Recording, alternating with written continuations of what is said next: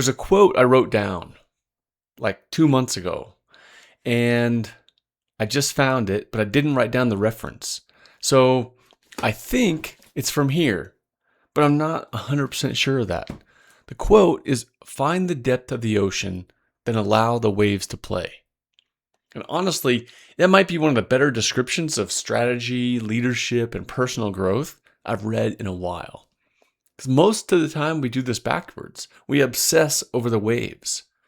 The latest tactic, the newest tool, the next decision, the perfect schedule, the next thing we are supposed to say to the people we're leading, the thing that we should have said, the thing we might say next time after we've rehearsed it 400 times. But waves are always moving. That's what waves do. If you build your life, your leadership, or your strategy around controlling every wave, you're going to exhaust yourself.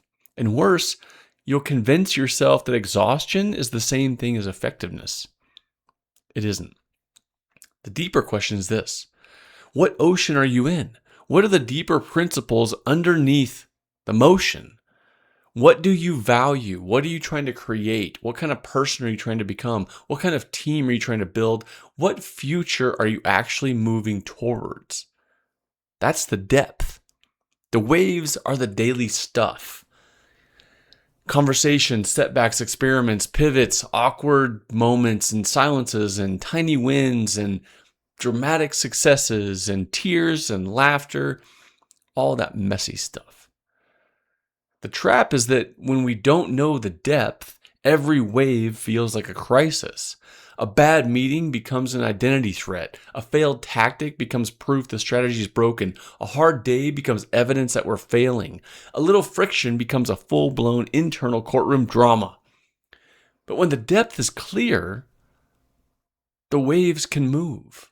You can adapt without abandoning yourself. You can change tactics without changing your values. You can receive feedback without turning it into self-destruction. And you can take action without needing it to be perfect. That's the point. Depth gives motion meaning, and motion gives depth expression. So maybe the work is not to calm every wave.